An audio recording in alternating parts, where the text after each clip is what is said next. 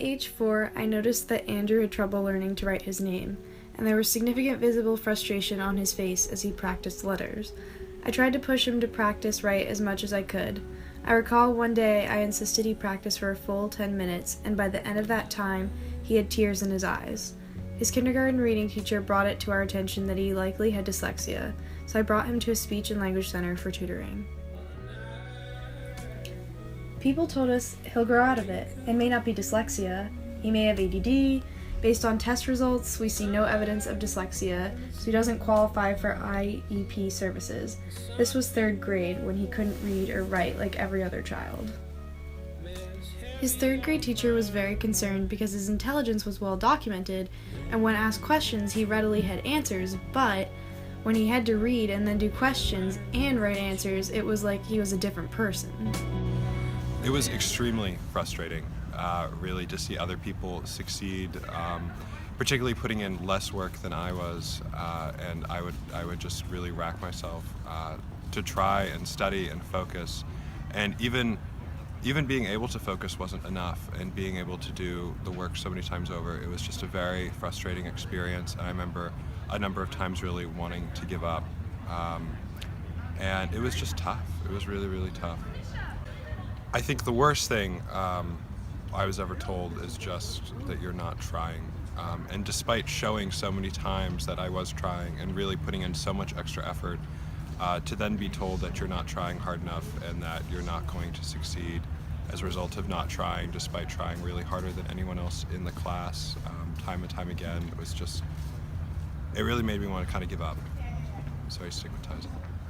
Definitely my advice would be educate yourself on the signs of dyslexia and understand how it's different than other learning disorders, because you have to go and treat them differently. And with dyslexia, it's really important to encourage these students to understand that they are very smart and that they have a gift that makes them think differently, and that it's a positive thing, and that once, over time they've been able to hone that gift, they'll be able to achieve as much, if not more, than somebody without dyslexia. I started noticing Jill's struggles in 1st grade. We would take turns reading, and it was then that I realized something was wrong. She would say no instead of on, confuse B and D. She had difficulty blending the sounds to put words together, so I would tell her the word, she'd say it, and then move on. But when we came upon the word a second time, it was like she had never seen it before. Teachers need to keep an open dialogue with parents, work with them, arm them with helpful strategies, and support them. The best thing teachers can do is to understand dyslexia, what it is and what it isn't. If a student avoids reading in class, try to figure out why, and as early as possible. The most naive person I dealt with was one of Jill's teachers who simply could not wrap her head around learning differences like dyslexia. She ignored Jill's need for certain accommodations, and we had to constantly fight for them. To this day, I think it stemmed from ignorance. I distinctly remember when I was younger, in 1st grade, we had to do this thing where we would come into the classroom, and the first thing we'd have to do is read the sentence of the day. And I always remember dreading it. I always wanted to be late. I never wanted to be called on, and still to this day, I'm always like, please don't call on me, like, professors don't talk, like, please don't make me read something aloud.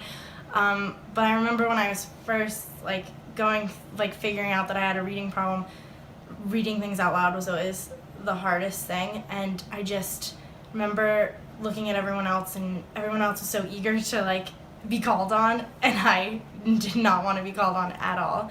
So I think it was just my confidence plummeted. I never wanted to talk out loud or read anything out loud ever. And I think watching other kids not struggle and inside not understanding at that point, because I was so young, 1st grade, you don't know what dyslexia means, you don't know anything like that, you don't know that exists. So you just feel like something is so wrong and you just have no idea why.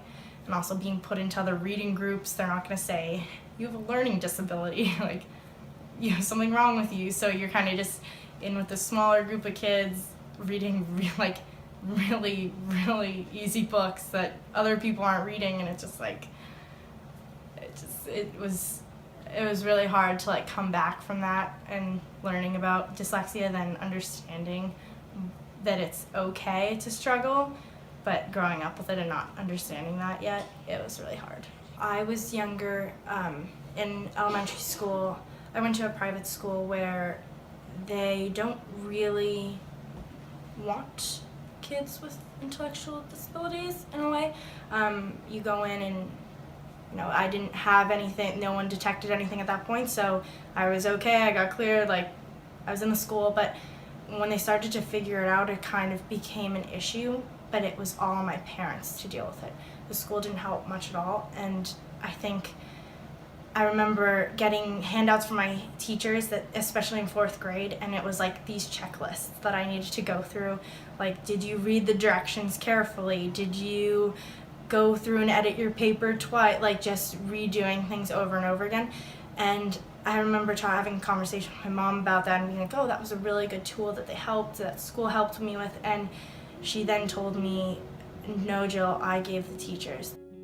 Samuel was classified as a child with behavioral issues and placed into classes with them. By the end of the 3rd grade, Samuel was like an abused dog. He hated going to school and refused to make eye contact with other people. But he always tried so hard to do all of his homework, and he never saw any reward. Never put a child with a learning disability into a special classroom that treats the learning disability as a behavioral problem. Also, do not put a kid on the spot in front of the class to read or write when they are struggling. Just because you cannot see dyslexia does not mean they don't have a disability. Hi, I'm Samuel Fogel.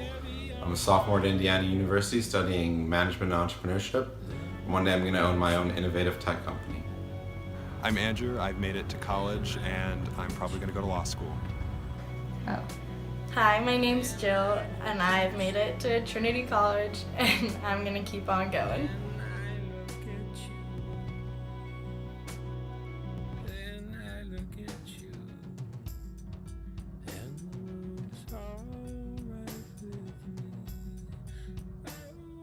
Just